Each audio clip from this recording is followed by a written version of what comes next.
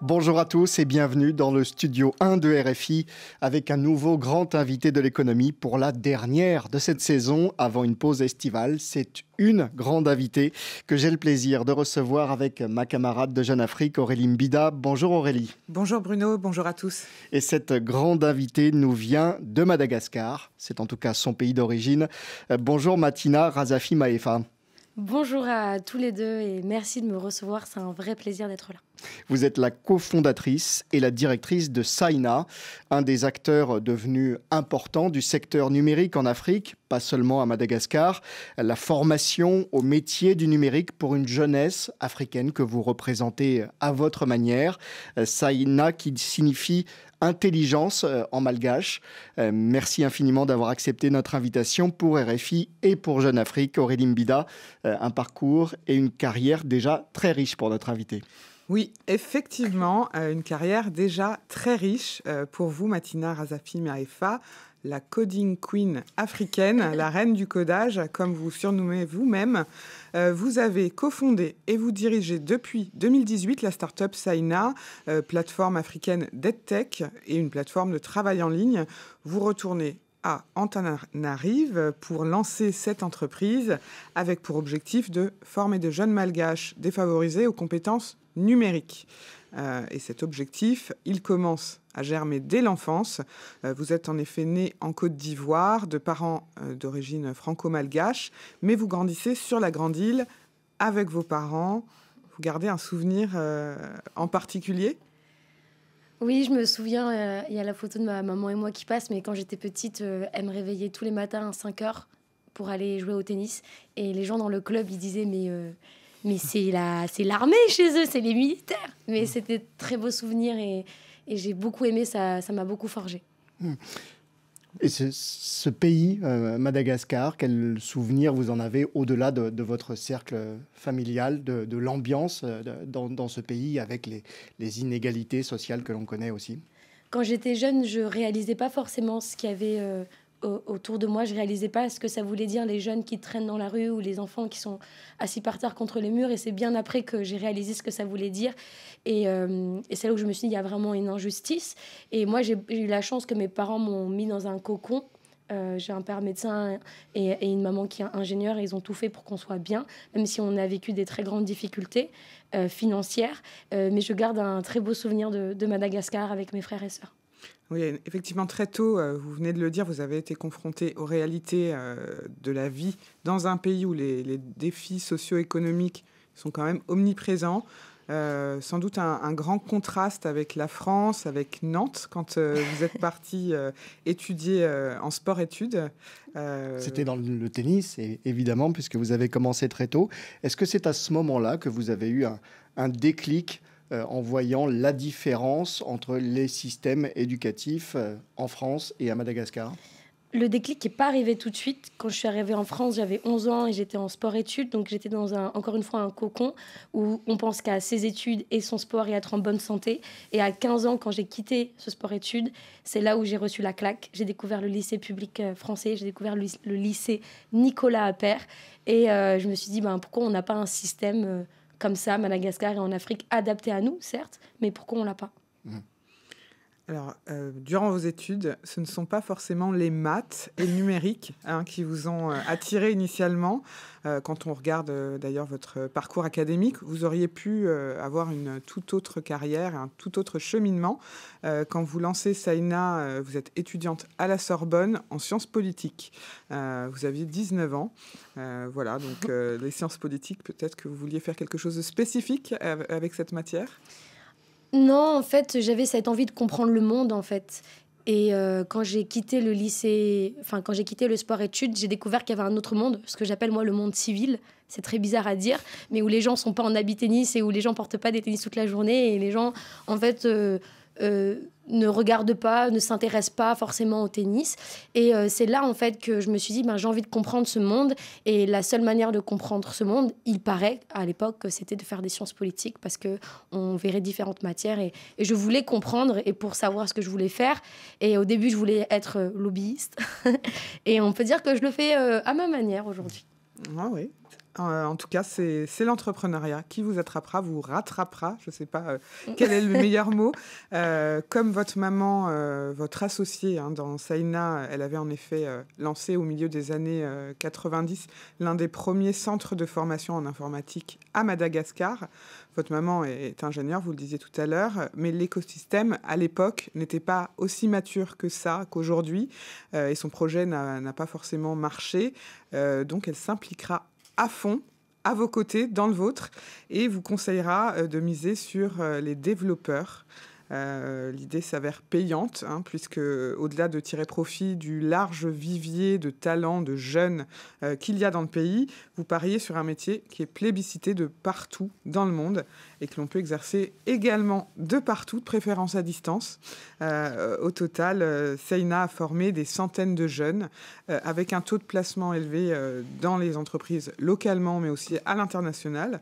L'entreprise a rapidement gagné en notoriété. Vous en êtes la parfaite ambassadrice, on le voit, et réussissez une levée de fonds de $600 000 auprès de grands noms de la tech, Launch Africa, Orange Ventures, rien que ça. Et au bout de quelques années, beaucoup vous voient comme une championne du digital en Afrique. Vous participez à de nombreuses émissions dans les médias. Vous faites partie de ce qu'on appelle la communauté de la tech africaine. Ça vous plaît, ça, d'être assise, entre guillemets, à la table des grands? Pour répondre, déjà, on a formé quelques milliers de personnes, même pas quelques centaines. Et ma mère avait commencé cette école en 2000, donc malgré quand même mon avance. Et c'est vrai que j'ai toujours eu beaucoup de mal ces dernières années à accepter le fait que j'avais une voix. Je m'étais battue pour cette voix-là, mais que je devais faire attention à ce que je dis. J'ai accepté aussi d'être un peu un symbole pour les gens, pour les femmes, pour les gens dans le numérique à Madagascar, pour les Malgaches, pour les Africains, mais aussi pour les Français qui ont une double culture et une double nationalité comme moi. Et ça a été dur d'accepter ça au début. Et au final, j'essaie de me dire que c'est une opportunité, c'est un vrai privilège, et d'être à la hauteur de cette responsabilité qu'on m'a donnée. Alors, Matina Razafi Mahefa, vous ne comptez pas vous arrêter là et vous voulez étendre les activités de Saïna à d'autres pays d'Afrique subsaharienne où les besoins en compétences numériques sont également importants. Vous nourrissez un rêve, celui de voir une génération entière de jeunes Africains bénéficier d'une éducation de qualité et d'ailleurs d'accéder à des opportunités professionnelles dans le secteur technologique. Un rêve que vous répétez à l'envi à mesure de vos interventions dans diverses conférences en France, sur le continent. Voilà, votre réussite à 25 ans est une source d'inspiration pour de nombreux jeunes et en particulier de nombreuses jeunes femmes en Afrique. Vous en êtes consciente, vous côtoyez les décideurs de ce monde et vous comptez bien vous en servir. Et vous allez nous dire comment, précisément, Matina Razafi Mahefa, grande invitée de l'économie RFI Jeune Afrique, bien des sujets à aborder également au-delà même de votre cœur de métier. Nous parlerons du Sénégal, nous parlerons de la France, nous parlerons de sport. On a bien compris que c'était votre passion, l'une de vos passions. Entretien à découvrir en vidéo sur la chaîne YouTube de RFI, à lire en toutes lettres et en images dans les colonnes de Jeune Afrique, jeuneafrique.com. Nous attendons aussi vos commentaires sur nos réseaux sociaux. Soyez au rendez-vous, restez connectés à la réalisation de cette émission. Swell Kedir et Guillaume Munier.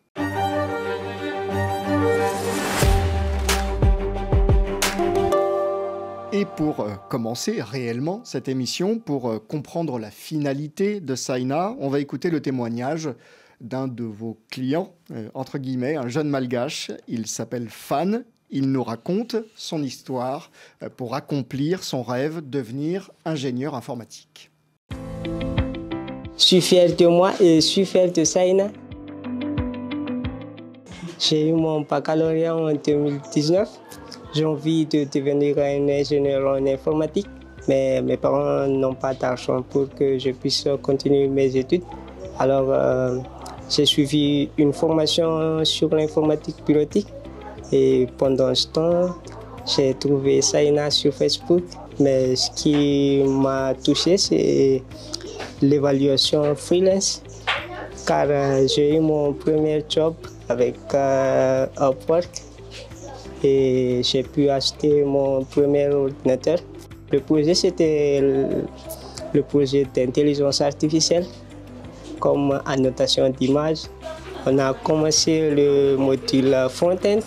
Je ne savais rien sur le web, même l'HTML. Mais en ce moment, je commence à maîtriser le JavaScript et on commence à étudier le React. Ce jeune homme qui va donc acheter son premier ordinateur, qui ne connaissait rien au web, c'est ce qu'il dit, une première victoire, ça, Matina Razafi Maïfa. Oui, je suis très émue en fait parce que ce garçon m'a donné une claque. Moi, j'avais mes idéaux de oui, les Malgaches, les Africains, ils vont faire du développement informatique de haut niveau. Mais la réalité, c'est que tout le monde n'arrivera pas là du jour au lendemain et qu'il y a des étapes à passer. Et dans ces étapes à passer, il y a des tâches qui semblent plus faciles à faire, mais qui au final, notre communauté aime faire ces tâches-là, arrivent à gagner de l'argent avec ces tâches-là, prennent confiance pour avancer vers des tâches plus complexes et avoir une vraie évolution de carrière. Donc, grâce à Fan, aujourd'hui, on propose de nouvelles types de tâches à Saina et je le remercie pour ça parce qu'il m'a appris beaucoup de choses. Aurélie. Alors justement, ça fait maintenant plus de 6 ans, plus de 5 ans, donc 6 ans, que vous avez démarré votre activité. Vous avez déjà un petit peu de recul du coup, et on a envie de savoir ce que vous avez réellement accompli avec Saina. Combien d'emplois ont été créés, combien d'emplois stables, parce qu'évidemment dans le secteur, il y a quand même une certaine partie d'emplois précaires ou qui n'ont pas de lendemain. C'est quoi votre bilan ? Oui, le bilan que j'en fais après 6 ans, c'est un repositionnement de Saina. Aujourd'hui, très brièvement, Saina, c'est une suite d'outils numériques et physiques qui permet d'acquérir des compétences numériques, apprendre à monétiser ces compétences-là et ensuite pouvoir développer des activités génératrices de revenus dans le numérique grâce aux opportunités qu'on leur propose. Et avec ça, en fait, on a compris finalement que ce qui était important, c'était pas tout simplement de se dire on veut devenir développeur informaticien et que tout le monde va être développeur. Non, c'est pas le cas.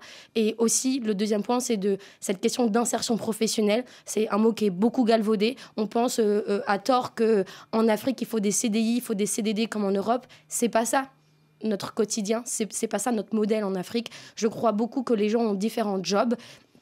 Et il faut leur permettre de pouvoir développer des activités génératrices de revenus qui ne sont pas dans la forme européenne. Donc, on va parler beaucoup de gig economy, on va parler l'économie de la tâche, on va parler aussi de travail à l'heure, on va parler de remote working. Et nous, ce qui compte véritablement à Saina, après 6 ans, c'est en combien de temps un élève va pouvoir générer son premier dollar de revenus. Et aujourd'hui, Saina, c'est plus de 6 000 personnes formées. C'est 88% de nos élèves qui arrivent à trouver du revenu au moins 6 mois après la formation. Et c'est plus de 35 000 tâches informatiques déployées pour une centaine d'entreprises. On est présent dans 15 pays à travers notre réseau de distributeurs, les Saina Hub. Donc, vous ne visez pas des CDI, des contrats à durée indéterminée. Vous ne visez pas le fait qu'un travailleur de la tech puisse vivre à 100% de ce métier-là. C'est pas votre objectif, c'est ça que vous nous dites. C'est absolument mon objectif, mais il faut comprendre que les choses prennent du temps, parce qu'on ne peut pas rattraper 18 ans de difficultés d'éducation nationale dans le pays, Madagascar et d'autres pays. Et donc, il faut aller étape par étape. Et il faut faire en sorte que ce qu'on appelle les side hustles, les petits jobs d'à côté, 2.0, deviennent les main hustles, donc les revenus principaux de demain.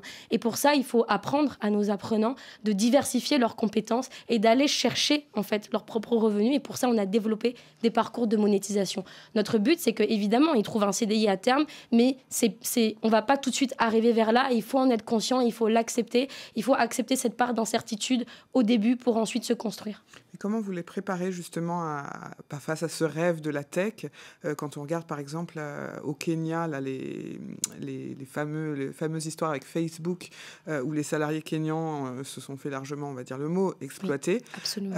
Comment vous les préparez avec Saina? Comment vous les préparez que certes c'est un rêve mais ça prendra du temps? Ouais. Il y a vraiment 2 choses.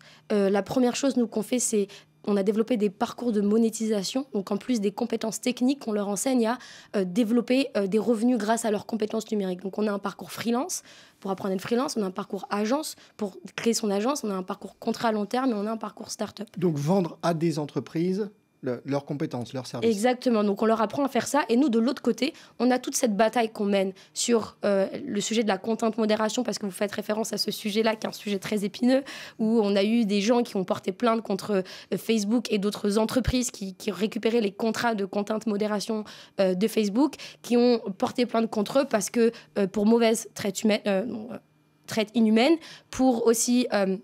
misleading at jobs, donc ça veut dire qu'on ment sur le titre sur le travail en question et on arrive devant son poste de travail et on ne sait pas ce qu'on va faire. Et donc moi je pense qu'aujourd'hui il y a tout un sujet à voir pour comment construire des bons modèles avec les entreprises qui mettent vraiment le travailleur au centre et qui prend en compte ces problématiques, et ça c'est quelque chose qu'on se bat et on pourra bien sûr y parler beaucoup plus longuement. Concrètement, comment est-ce qu'on accède à vos formations? Comment est-ce qu'on entre dans cette communauté SciNote? Il suffit d'aller sur le site internet et de s'inscrire? Il suffit d'aller sur learn.sciina.io. Vous pouvez vous inscrire directement. Vous avez des premiers modules gratuits. Vous pouvez aussi aller via Orange Money et choisir Sciina et acheter votre bundle. Mais vous pouvez aussi également... Bundle? Oui, on a des bundles à l'heure avec Orange, 1h, 4h, 8h. Ça veut dire quoi, un bundle? Un bundle, ça veut dire c'est comme une petite offre. Comme vous savez, on a les offres... Avant, on avait les offres gratuites avec Facebook. Donc, on appelait ça ACAM. Donc, vous avez 500 MO et vous pouvez consommer Facebook avec 500 MO et vous payez un petit prix. Et ben, on a développé la même chose, mais pour l'éducation. Vous pouvez acheter 1 heure de Sciina, 4 heures de Sciina, 8 heures de Sciina avec la data incluse, et même aussi 30 jours avec la data tout Internet. Et on peut le faire à distance, même si on n'est pas à Madagascar, au Sénégal ou Absolument. Ou en France, si on est au Groenland ou en Nouvelle-Zélande. Pour l'instant, en Nouvelle-Zélande, au Groenland, vous pouvez tout simplement aller sur learn.sciina.io et prendre votre abonnement à 9,90 € par mois, puisque évidemment, ce qu'on veut faire, c'est rendre l'éducation accessible par les méthodes pédagogiques, mais également par le prix. Alors, vos revenus, justement. Aurélie. Oui, voilà, parlons un peu de chiffres. Sciina a été lancé en 2018. Vous en êtes où aujourd'hui en termes de chiffre d'affaires, de revenus? Oui, mais là, l'année dernière, on a fini à 300 000 €. On a eu une croissance de plus de 1300% sur nos utilisateurs. Cette année, on espère toucher le million, mais pour l'instant, on a un objectif de faire 800 000. Mais qu'est-ce que ça veut dire derrière ces chiffres? Derrière ces chiffres, ce sont des vies. Ça veut dire que si on fait ce chiffre d'affaires-là, ça veut dire qu'il y a des milliers de personnes qui ont eu accès à une éducation de qualité dans le numérique et qui ont pu accéder à des opportunités. Donc, au-delà du chiffre d'affaires, ce qu'il faut regarder, c'est l'impact derrière et les vies transformées. Vous avez également obtenu une levée de fonds, on en parlait tout à l'heure. Vous en visez une nouvelle? Est-ce que vous prévoyez de vous accroître? Et justement, vous avez besoin d'être soutenu parce que finalement, votre activité, elle doit avoir un coût. Est-ce que c'est couvert par ce que vous générez ou vous êtes encore dépendante de cette levée? Non, aujourd'hui, on parle beaucoup de path to profitability. Le chemin vers la profitabilité, c'est un mot qu'on retrouve souvent chez les VC depuis ces 2 dernières années. Et nous, on est dans ce chemin-là aujourd'hui.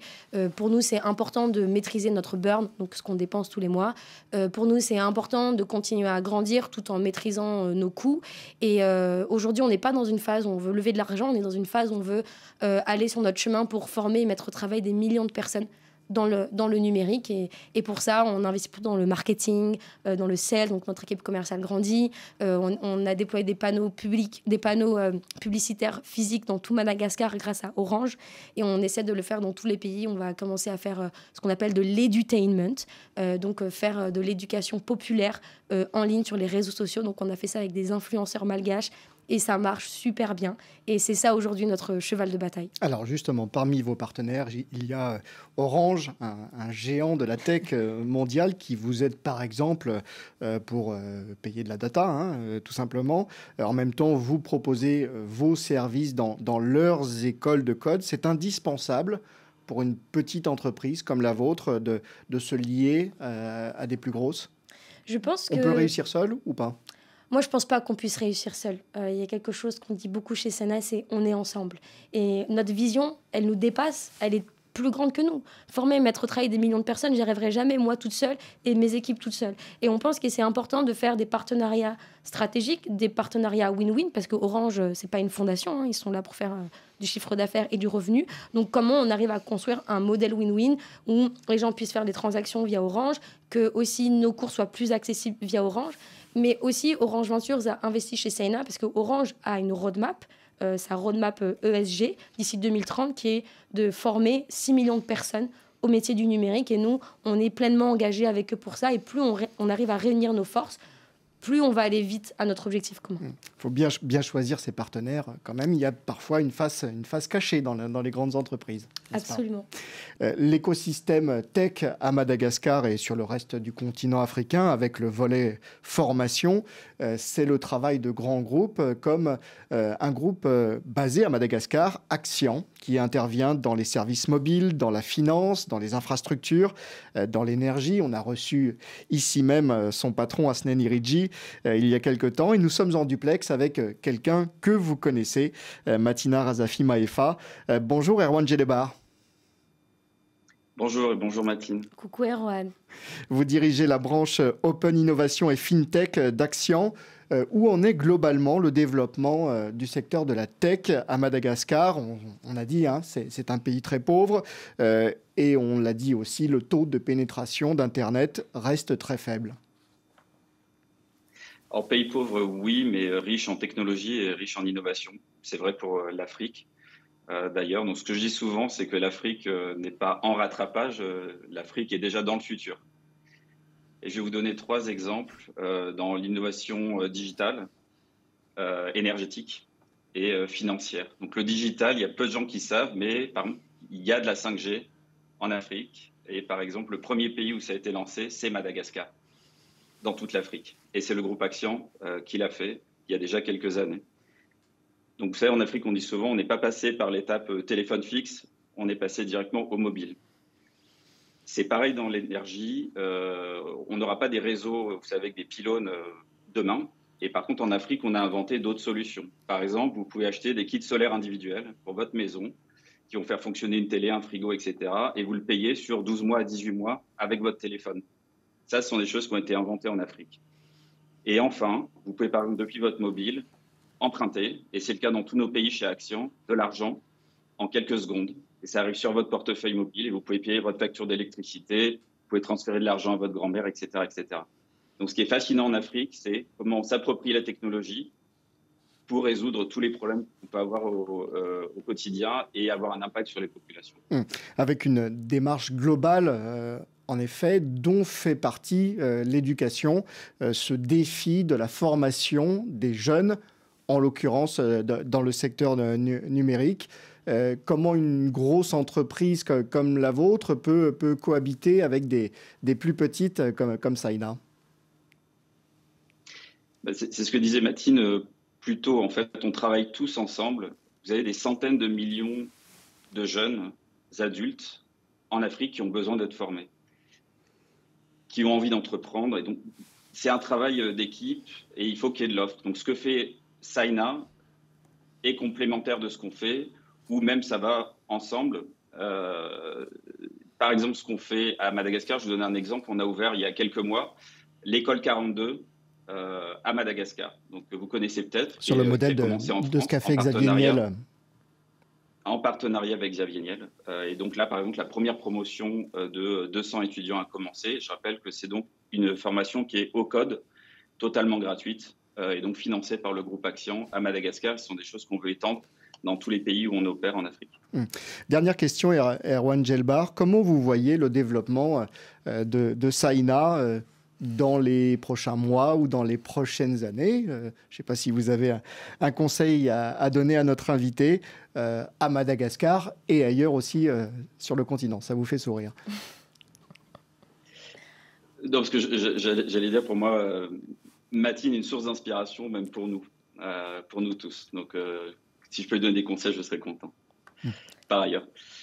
Pourquoi on est très optimiste pour Saina? Parce que c'est digital. C'est ce qu'expliquait Matine. Et c'est un changement qu'elle a fait il y a quelques temps. C'est de pouvoir donner une plateforme digitale, d'ailleurs, qui est gamifiée, comme on dit aujourd'hui, pour cette population. Donc, n'importe qui aujourd'hui a une connexion data mobile, qui peut payer aussi avec son mobile, donc ce sont les choses qu'Axian fait, pourra avoir accès à Saina partout sur le continent. Le deuxième, je le redis encore, mais la force qu'on a en Afrique, ce sont nos jeunes. Il y a des centaines de milliers de jeunes. Et Matine le sait, elle le voit chez Saina. Et il y a des histoires qui sont même émouvantes de gens qui se forment sur Saina à côté d'un job, et des jobs qui sont durs, ils font des petits jobs, mais ils ont envie de progresser. Et quand vous travaillez en Afrique, ce qui est extrêmement plaisant, c'est que vous avez ces centaines de millions de jeunes qui ont soif d'apprendre et qui ont soif d'entreprendre. C'est pour ça que c'est un continent pour lequel on a une passion chez Action. On aime ce continent et on aime sa population, on aime sa jeunesse. Et le dernier, c'est, j'allais dire, on est optimiste pour Saina parce que Matine est à la tête de Saina et c'est quelqu'un qu'on suit depuis des années et qui a un bel avenir. Je crois que ça lui va droit au cœur, Matine ou Matina.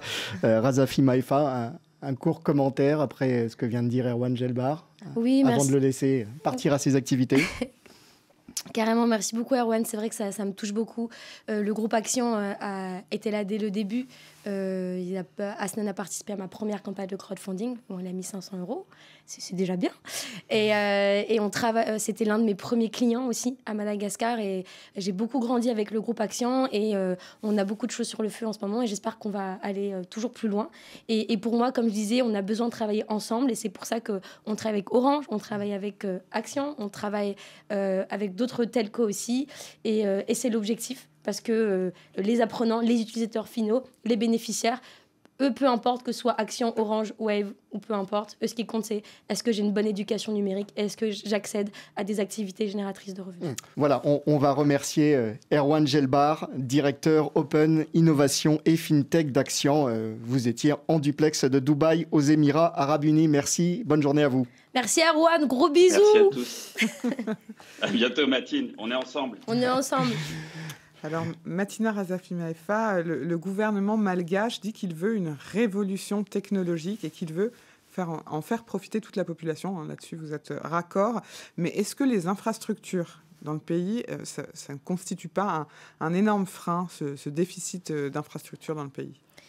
Absolument, c'est un frein, c'est une difficulté, c'est une bataille, et on se bat tous les jours parce que les smartphones, nos élèves qui veulent suivre la formation sur smartphone, c'est bien, hein, on en a, mais on a des smartphones qui sont trop obsolètes pour supporter. Mais aussi, si on veut être sérieux et dire à nos apprenants, vous pouvez développer des activités génératrices de revenus dans le numérique, vous avez besoin d'un ordinateur. Vous n'avez pas besoin uniquement d'un smartphone.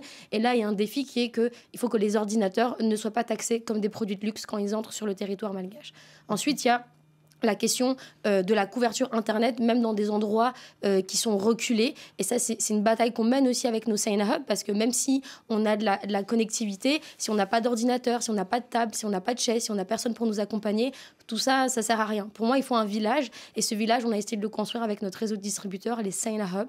Donc, vous pouvez être au fin fond de Madagascar ou au fin fond de la Côte d'Ivoire et avoir un Saina Hub qui décide de vous accueillir. Et vous pouvez accéder à Internet, un ordinateur, un espace et une communauté proche de chez vous pour se développer. Et c'est comme ça que nous, on essaye de répondre aux défis de l'infrastructure. Donc là, vous en appelez aux dirigeants politiques malgaches, mais aussi aux grandes entreprises. À qui précisément ? Oui, en fait, aujourd'hui, il y a beaucoup de programmes bailleurs, donc des DFI, donc les instituts financiers comme la Banque mondiale, comme la GIZ, l'OIF, l'IFC. Tous ces instituts financiers veulent aider Madagascar et prêtent de l'argent, mais on a besoin que cet argent soit fléché vers des projets qui soient pertinents. Et ça, c'est toute ma bataille aujourd'hui que je mène avec les ministères, avec des établissements publics, pour faire en sorte de capitaliser sur ce qui existe déjà et comment on peut améliorer ce qui existe au niveau des infrastructures. Donc, je parle des espaces physiques, par exemple, parce que c'est là où je suis la plus pertinente. On se bat pour ça, et donc on a besoin évidemment du gouvernement, des ministères pour être avec nous. On a besoin des DFI qui investissent sur la bonne stratégie. Et bien sûr, les grandes entreprises aussi. On va travailler avec elles pour la connectivité. Donc, on va parler de Action, on va parler de Orange, on va parler de RTL. Tout ça, c'est essentiel. Et avec l'arrivée aussi de Starlink à Madagascar, il y a quelques semaines, ça fait aussi un énorme boom, un peu, dans notre écosystème. Et on espère que ça va nous permettre d'Elon Musk un peu plus tard dans l'émission. Yes. Pour poursuivre, une question qui fait peut-être appel à votre fibre patriotique. Les dirigeants à Madagascar mettent également l'accent sur la formation d'une main-d'œuvre hautement qualifiée. Est-ce que c'est possible sur le sol malgache, où les jeunes malgaches aujourd'hui doivent partir à l'étranger nécessairement, comme vous l'avez fait par exemple ? Le capital humain est l'un des axes clés de la politique générale de l'État malagasy. Et nous, on entre pleinement dedans, dans cette politique du capital humain. En revanche, je crois que grâce au numérique, on n'est pas obligé de partir à l'international. On peut travailler de chez soi. Après, moi, j'ai beaucoup de mes anciens employés qui sont partis au Canada, qui sont partis à l'international. Et je trouve ça absolument génial. Parce que le voyage, ça m'a forgé, rencontrer d'autres cultures, rencontrer d'autres personnes. Ça a fait qui je suis aujourd'hui. Et on ne peut pas empêcher les Malgaches de vivre ça. Donc pourquoi en France et en Europe, on a Erasmus, et pourquoi on n'a pas ça à Madagascar et en Afrique? Donc ça, je pense que c'est important de voyager. Après, on n'est pas obligé de rester à l'étranger, on peut revenir. Et si on a envie de rester à Madagascar parce qu'on a notre famille, eh bien, il faudrait que les opportunités du numérique puissent être accessibles pour ces personnes-là. Et là, on va parler de remote working et comment travailler avec des grandes entreprises en étant à Madagascar et avoir la bonne légitimité, la crédibilité et aussi les bons moyens pour travailler avec ces grandes entreprises. Dans ses ambitions, Madagascar voudrait devenir un hub, une plateforme pour l'intelligence artificielle, ce que fait aussi à sa manière le Maroc. Comment est-ce que vous voyez ce mouvement, cette ambition à l'échelle du continent ? Je pense que c'est une ambition qui est raisonnable, qui est atteignable. Il y a quelques semaines, notre ministre du numérique malgache a lancé l'Institut de l'IA lors du GITEX au Maroc. Faut aussi savoir que l'IA, qu'on connaît aujourd'hui, les génératives IA, elles doivent être nourries. Et comment elles sont nourries? Elles sont nourries par ce qu'on appelait les tâcherons de l'Internet, qui sont à Madagascar et qui sont payés 0,05 centimes pour une tâche qui est de dire ça c'est un chat, ça c'est un chien. Et c'est ce qu'on appelle les tâches de data labellisation et data annotation. Et donc c'est ce qu'a fait FAN. Donc c'est vraiment des tâches de premier niveau. On ne peut pas laisser les gens dans cet état-là de type de tâches à effectuer. Il faut les faire progresser et aller vers un step où nous, on arrive à développer des IA. Et aujourd'hui, les génératives IA qui existent, elles sont adaptées pour le continent européen. Elles sont adaptées pour les besoins du continent européen. Mais aujourd'hui, on n'a pas d'IA qui parle Wolof, par exemple. Donc, il faut entraîner ces IA-là. Et je pense que c'est une véritable opportunité pour le continent africain. Mais il faut voir au-delà de l'IA aussi, je pense. Vous avez récemment rencontré la ministre des Affaires étrangères de Madagascar. Vous êtes aussi en contact avec le président malgache Hans Rasuel. Le gouvernement a besoin de vous pour peaufiner son image, pour le nation branding. C'est quelque chose que vous comprenez comme ça ? Oui, j'ai eu la chance dans mon expérience ces 6 dernières années de rencontrer plusieurs chefs d'État. Et bien sûr, notre président Hans Rasuel, mon président, et je suis le plus proche parce que c'est mon pays. Et évidemment, on se bat beaucoup, pas simplement pour le nation branding, mais aussi parce qu'il faut ramener du business à Madagascar. Et c'est la conversation qu'on porte. Je suis présidente de la commission internationale du GOTICOM. Donc c'est un peu, on est rattaché au GEM qui est l'équivalent du MEDEF en France, et donc toutes nos idées, toutes nos demandes sont remontées au gouvernement, et l'une de nos batailles, c'est ramener les contrats de content modération à Madagascar. Tout ce dont vous parliez tout à l'heure au Kenya avec Facebook, etc., toutes ces problématiques, nous à Madagascar, on est prêts à nettoyer l'Internet. On est prêt à faire en sorte que Internet soit safe pour nos enfants, pour nos petits-enfants. Et c'est ça qu'on essaie de travailler avec les différents ministres qui sont autour de ce sujet. Et oui, il y a le sujet du nation branding, mais pour moi, ça va beaucoup plus loin que ça. Il faut faire en sorte que les grandes entreprises, les GAFAM, n'aient pas besoin de passer toujours par des agences, mais pourraient travailler en direct, en remote working, avec tous les travailleurs du numérique dans tout Madagascar, mais aussi dans toute l'Afrique. Matina Razafi Maefa, cofondatrice et directrice de Saina, est notre grand invité de l'économie RFI Jeune Afrique. Dans un instant, nous partons au Sénégal, où vous êtes également présent. Ce sera juste après votre premier choix musical, un choix malgache, Tongnat et Bams. Yes. Dites-nous en quelques mots et on écoute. Oui, c'est l'hymne de notre communauté des Sainotes. Et Tsnama Miemch, ça veut dire qu'on n'est pas amis de ceux qui reculent. Et c'est une musique qui nous booste, c'est une musique qui nous donne de la force, c'est une musique qui nous rappelle qu'on fait partie de la même team et qu'on essaie toujours d'avancer, même quand la vie est difficile. Parce que c'est ça, la vie est difficile, il faut continuer à avancer. Et cette chanson, c'est à propos de ça. On écoute quelques secondes de cette chanson.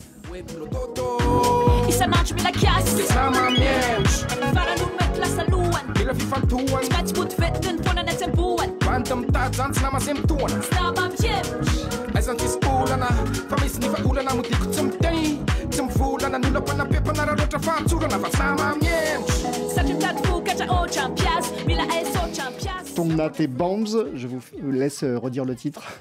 Tinamam Niemch, on n'est pas les amis de ceux qui reculent.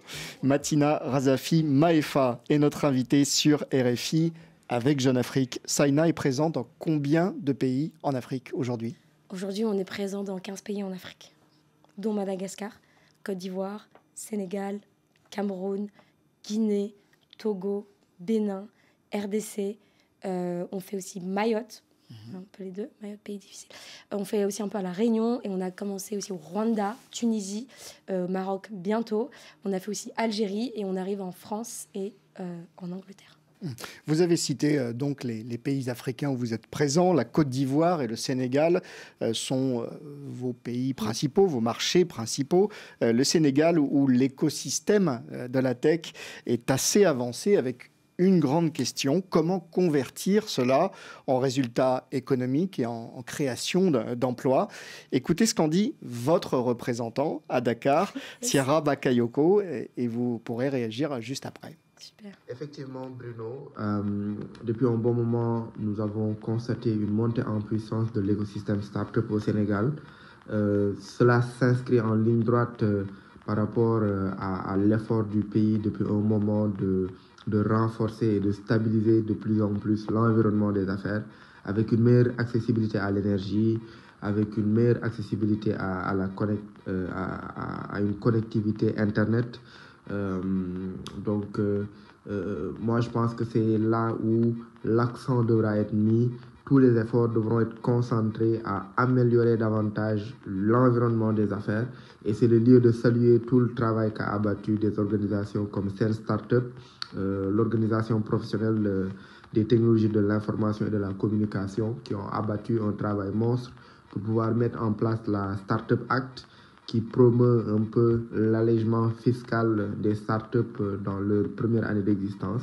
Et je pense que c'est tous ces efforts-là qui vont contribuer à stabiliser l'environnement des affaires, vraiment qui participeront à faire de cette émulation un peu de l'écosystème startup vraiment une réussite économique et que ça puisse être converti en création concrète d'emplois décents et durables. Stabiliser l'environnement des affaires au Sénégal, après aussi les événements de ces derniers mois dans ce pays, le Sénégal qui est entré dans une nouvelle ère avec un président plus jeune que les autres. Ouais. Il a 44 ans, Bassirou Diomaye Faye. Matina Razafi Maefa, donner du pouvoir aux jeunes en politique et dans l'économie aussi peut-être ? Absolument. Salut Ciara, trop contente de te voir. Oui, absolument. Je pense que respecter les processus démocratiques, c'est ultra important. Et peu importe dans quel pays on est, qu'on soit en France, qu'on soit à Madagascar, qu'on soit en Côte d'Ivoire.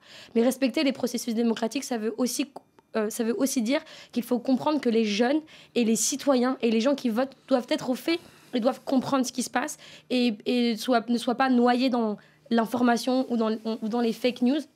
Et je crois vraiment que si on arrive à former correctement les gens et les jeunes, ils pourront participer plus facilement au processus démocratique et avoir le pouvoir. Et le pouvoir, c'est la connaissance. Et plus on donne de connaissances aux jeunes, plus ils ont le pouvoir de réfléchir, d'être créatifs et de pouvoir proposer les meilleures solutions et d'être force de proposition pour aider leur pays. Il y a quand même pas mal de contre-exemples aujourd'hui sur le continent. Est-ce que ça vous inquiète en tant que l'une des représentantes de la jeunesse africaine ? Spoiler alerte, moi je fais très attention je ne suis pas une experte de la politique. Moi, je suis une experte de l'éducation numérique et du leapfrog éducationnel en Afrique. Maintenant, ça a un impact sur ce qu'on fait au quotidien. Quand on a eu les élections présidentielles malgaches fin d'année dernière, les équipes ont dû changer de chemin pour aller au bureau. Ça a eu un impact sur une levée de fonds qu'on était en train de faire parce que, évidemment, les VC, les investisseurs regardent qu'est-ce qui se passe dans les pays où on déploie. Est-ce qu'il y a une baisse du pouvoir d'achat ? Est-ce qu'il y a une instabilité politique ? Est-ce qu'il y a des infras qui vont être brûlés ? Donc oui, bien sûr, on regarde tout ça avec attention. Ça nous inquiète, mais on doit faire notre taf, on doit faire notre travail, on doit lever la tête, avancer, faire en sorte que ça fonctionne malgré tout ça. Et c'est sur ça qu'on essaie de concentrer notre communauté. Comment vous faites justement, vous parliez de prendre le pouvoir, de s'imposer, de faire votre travail quand on est dans un monde globalisé qui est globalement dirigé par des hommes blancs, 40-50 ans, ça dépend des endroits. C'est quoi les ficelles pour que les jeunes s'imposent dans ce cas-là? Il y a quelque chose qu'on dit beaucoup chez Sénat qui est la légitimité, elle vient des actions. Donc, ce qu'on essaye de faire, c'est mettre notre communauté en action via des activités. Donc, on leur demande de faire des projets, faire parfois même, ils ont digitalisé des Fouktagne. Donc, je ne sais pas comment on traduit ça en français, Fouktagne, mais c'est comme des petites communes. Ils ont tout digitalisé, l'état civil, etc. Donc, ils ont envie de participer. Donc, c'est pour ça que, en quelque sorte, Saina est une civic tech. Mais aussi, il faut se dire que ça prend du temps pour prendre sa place, avoir confiance en soi et pouvoir aider son pays. Et donc, on va se positionner plutôt dans le sens... OK, on va vous donner des compétences pour vous battre, pour agir sur des choses avec les compétences numériques. Et après, il se passe ce qui se passe dans les différents pays. Je ne sais pas si je réponds correctement à la question. Très bien, vous répondez à la question. Je vais vous aider pour la suite. Quand on est jeune aussi, on a souvent des modèles, ou pas d'ailleurs, des gens qu'on n'admire pas. Moi, ce que j'aimerais savoir, c'est qu'est-ce que vous pensez des stars de la tech qu'on connaît et qu'on voit beaucoup, Elon Musk, Jeff Bezos et peut-être d'autres encore. C'est quoi l'image que vous en avez? Moi, je suis d'un côté très impressionnée parce qu'ils ont réussi à créer une certaine forme de liberté pour eux. Et cette forme de liberté dans notre société, elle est très difficile à trouver aujourd'hui. On est souvent dans des carcans. Après, oui, il y a des choses qu'ils font. Ils essayent de... là, je vous ai parlé de la content modération. Et moi, j'admire d'une certaine façon Elon Musk quant à sa décision sur Twitter de dire « Ok, on fait de la pornographie », alors que d'autres se cachent aujourd'hui des autres plateformes de réseaux sociaux, et alors qu'il faut traiter ce problème-là. Et c'est pour ça qu'on se bat avec la ministre des Affaires étrangères pour faire en sorte que les plateformes soient nettoyées. Il y a eu la loi de l'Union européenne qui a été sortie qui oblige les plateformes à nettoyer ce qui se passe dessus, mais ils n'ont pas le bon process. Et donc nous, on est là pour dire, OK, on est capable de faire. On a des gens à Madagascar, on n'a pas peur de se retrousser les manches et de faire le travail difficile et relou où il y a des gens aux États-Unis qui se sont suicidés à cause de ça. Je sais pas mais c'est très grave en fait. Et du coup, moi, je pense que il faut pouvoir accompagner aussi ces GAFAM à faire les choses de la bonne manière, puisque l'Union européenne leur impose. Et nous, on a une vraie solution pour ce faire. Et donc, à la fois, je les admire, à la fois, j'ai un regard qui est critique, et à la fois, je me dis, peut-être qu'on pourrait travailler avec vous, en fait. C'est pas la peine d'avoir un équivalent en Afrique. Vous disiez tout à l'heure, pour l'intelligence artificielle, il faut qu'on ait des gens qui travaillent pour l'Afrique. Est-ce que dans ce domaine-là du numérique, il faudrait un grand représentant, une grande figure africaine? Moi, je crois beaucoup à la souveraineté. La souveraineté des États africains, et la souveraineté des États africains, elle passe aussi par la maîtrise du numérique et des data. Donc moi, je milite pour qu'on ait plus de data centers en Afrique. Et je sais qu'il y a eu, par exemple, quand on a des données de santé français qui sont hébergées chez Microsoft, c'est une problématique. Et de la même manière, en Afrique, quand on a des données qui sont hébergées à l'étranger, c'est problématique. Quand on est dépendant numériquement d'autres pays, c'est difficile. Donc ça sera plus facile si on a un géant du numérique africain. Plusieurs géants du numérique africain, parce que le numérique, c'est très très large et on ne peut pas être spécialiste dans tout le numérique. On doit avoir, je pense, des grands, des chefs, des leaders sur des pans numériques. Donc moi, bien sûr, j'aspire à être la leader dans l'éducation numérique et l'accès au travail et faire un vrai leapfrog éducationnel. Et je crois qu'on doit en avoir dans d'autres secteurs dans la tech. Alors, puisque l'on parle des jeunes hommes et des jeunes femmes en Afrique et qui veulent créer leur entreprise, avec un chemin qui n'est pas toujours facile, eh bien, on va écouter l'une d'entre elles. Je voudrais vous faire réagir au propos d'une jeune Camerounaise. Elle s'appelle Fokou Sangungu Excel Noela. Je vais reprendre. Je voudrais vous faire réagir au propos d'une jeune Camerounaise. Elle s'appelle Fokou Sangungu Excel Noela. Elle est diplômée en ingénierie financière à l'École nationale supérieure des travaux publics de Yaoundé. Un jeune entrepreneur au Cameroun, théoriquement, il y a des programmes qui sont mis en place par le gouvernement, tels que le plan triennal spécial jeune. Mais ce n'est pas forcément accessible, ou alors chez nous, on appelle ça les couloirs. les couloirs ne sont pas forcément accessibles à tout le monde. Les couloirs du financement des entreprises pour des jeunes Africains.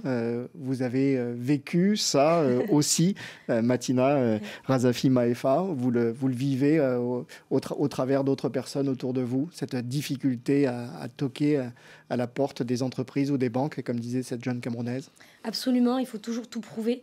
Il faut, et encore plus quand on vient de Madagascar et qu'on est une femme et qu'on a 19 ans quand on démarre et qu'on est first time founder comme on dit, on a 30 000 fois à prouver, on ne va pas lever 1 million sur un deck et 0 chiffre, donc on doit construire cette crédibilité, on doit faire des choses, comme je disais, la légitimité vient des actions, et ensuite après il faut savoir s'aider des autres, aussi être humble, et moi j'ai reçu aussi beaucoup de non sur le financement, sur même les contrats. Et ces noms permettent de mieux se repositionner, de savoir, ça c'est bon, ça c'est pas bon, comment je dois m'améliorer. Et c'est un travail vraiment personnel qu'il faut réussir à faire. Et bien sûr, la communauté doit être là pour aider. Et d'ailleurs, on est présent au Cameroun. Et moi, je suis impressionnée par les jeunes femmes au Cameroun. On a des élèves qui ont créé leur propre entreprise à la fin du cursus. Enfin, c'est juste incroyable. Matina Razafi Mahefa, parmi vos autres combats, il y a le soutien aux réfugiés, aux migrants, un sujet qui concerne la planète entière, tout le monde, leur inclusion financière, comment leur proposer des opportunités d'emploi dans le numérique. Qu'est-ce que vous faites pour eux ? Oui, déjà, ce qu'il faut savoir, c'est que quand les gens quittent leur pays, c'est parce qu'ils pensent qu'ils vont avoir une vie meilleure ailleurs. Malheureusement, on réalise aujourd'hui que la vie meilleure, on peut se la construire là où on habite. Et c'est ce qu'on essaie d'inculquer à nos apprenants et nos travailleurs. Maintenant, la réalité est là.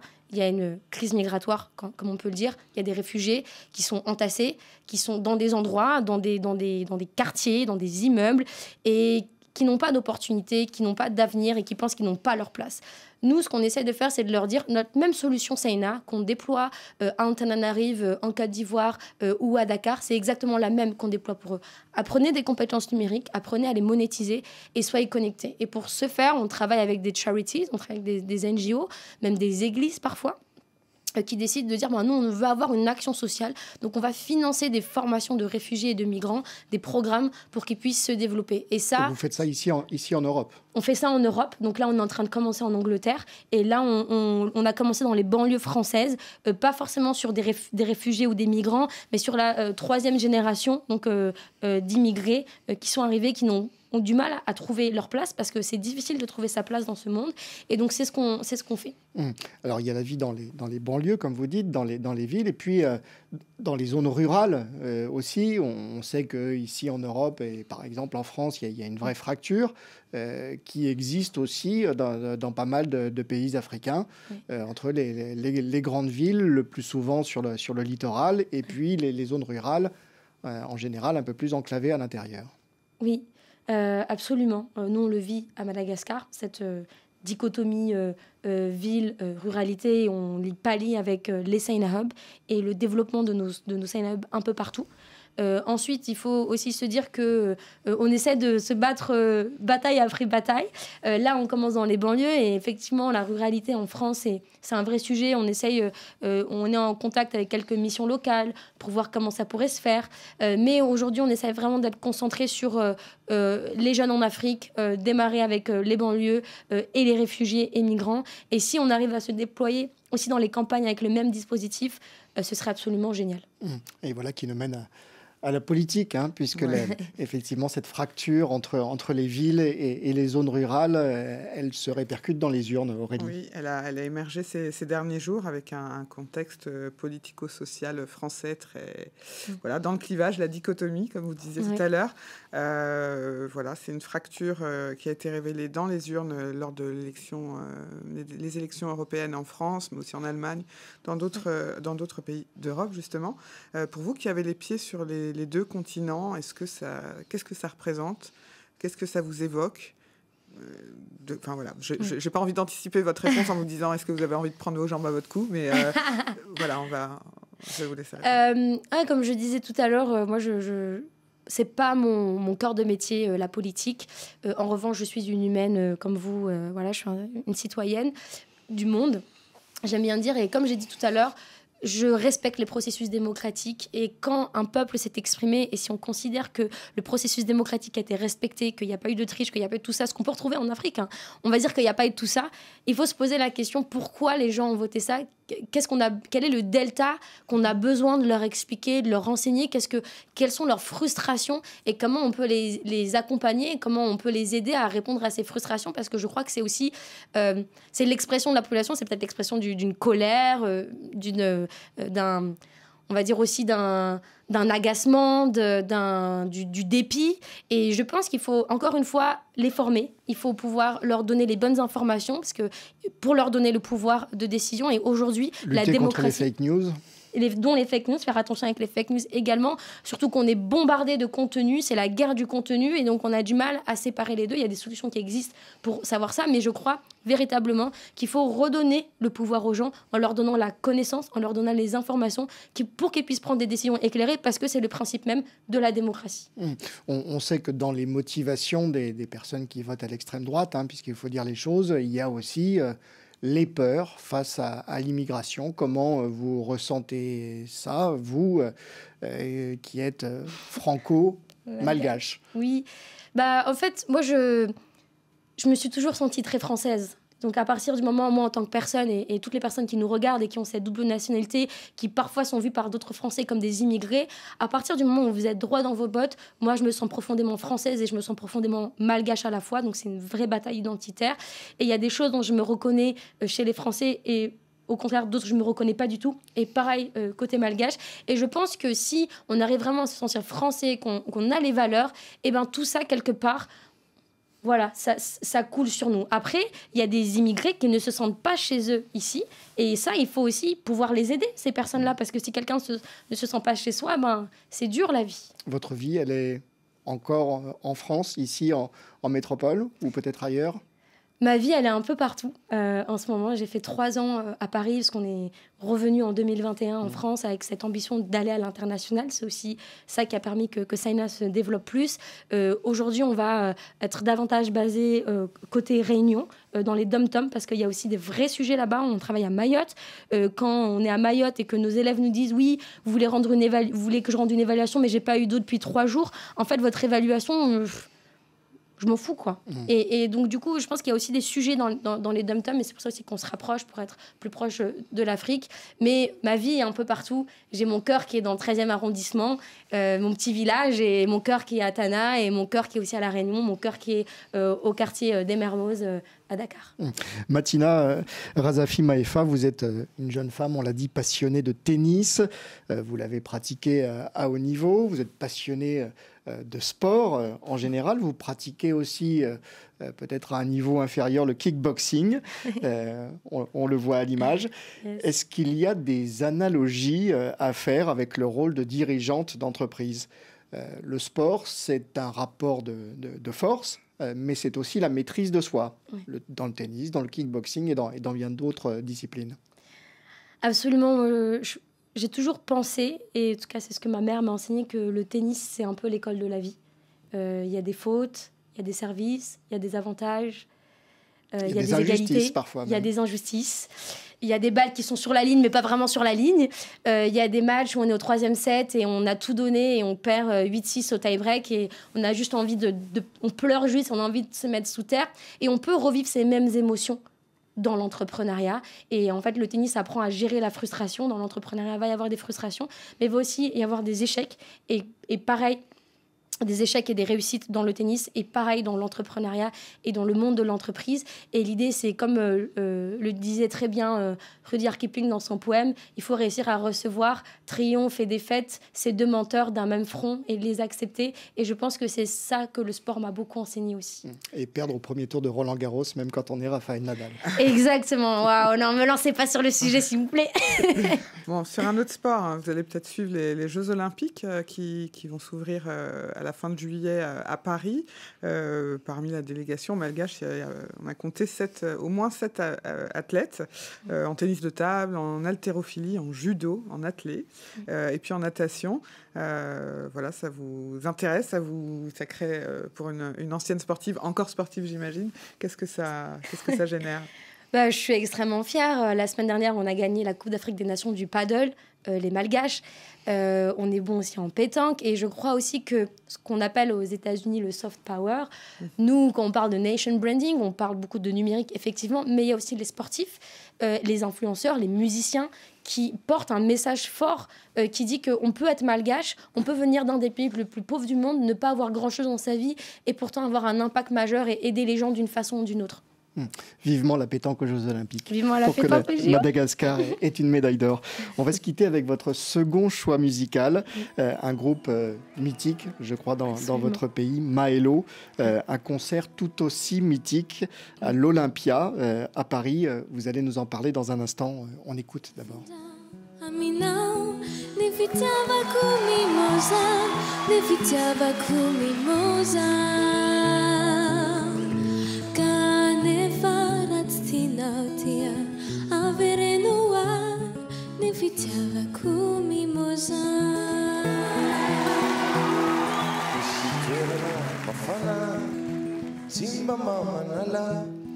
Mimosa, qu'est-ce que ça évoque? Ouais, c'est une chanson que j'aime beaucoup, que j'écoute depuis très très longtemps, depuis que je suis jeune. Et pour moi, c'est une Vous n'étiez pas né quand ce groupe est... Exactement, mes parents, ils adorent. Hein. Et j'ai eu la chance d'aller à leur concert, mais cette chanson, elle m'évoque beaucoup le partage. C'est à propos d'une personne qui veut... Chacun a sa définition et a son interprétation de cette chanson. J'en ai parlé avec mes parents ce matin. C'est quoi la vôtre? Mais la mienne, absolument. La mienne, c'est quelqu'un qui a envie de partager son amour pour le mimosa. Et le mimosa, ça peut être plein de choses. Le mimosa, champagne, jus d'orange. Ça peut être le mimosa à la fleur. Mais moi, mon mimosa, c'est l'éducation. J'ai envie de partager cet amour pour l'éducation et le travail. Et peut-être, cette chanson, elle parle aussi du fait que si tu en veux pas, c'est pas grave. Au moins, je te l'aurais partagé. Et c'est un peu ça aussi. Et il y a un peu ce côté... jardin secret, j'ai envie de t'emmener dans mon univers, j'ai envie de t'emmener dans mon jardin pour que tu vois à quel point c'est beau, à quel point c'est la maison, à quel point c'est réconfortant. Et c'est ce qu'on essaie de créer chez Saina, ce petit mimosa. On connaît mieux votre jardin secret désormais, Matina Razafi Maefa. Merci infiniment d'être passé ici dans nos studios. Grande invitée de l'économie RFI Jeune Afrique. Un entretien à découvrir sur notre chaîne YouTube, à lire dans les colonnes de Jeune Afrique sur jeuneafrique.com. Merci Aurélie. Merci beaucoup Bruno. On est ravis d'avoir donné la parole à une représentante de la jeunesse africaine pour cette dernière émission. Grand invité de l'économie de la saison. Merci à tous de nous avoir suivis. Merci à nos réalisateurs, Swel Kedir et Guillaume Munier. Merci à Cyril Hensman pour les photographies que vous pouvez retrouver sur nos réseaux sociaux. À la semaine prochaine, sur RFI, nous parlerons de toute autre chose, de l'industrie de la défense en Europe, comment équiper les armées dans le contexte de guerre dans le monde. L'actualité revient dans un instant sur notre antenne. Bonne journée, bonne soirée et portez-vous bien.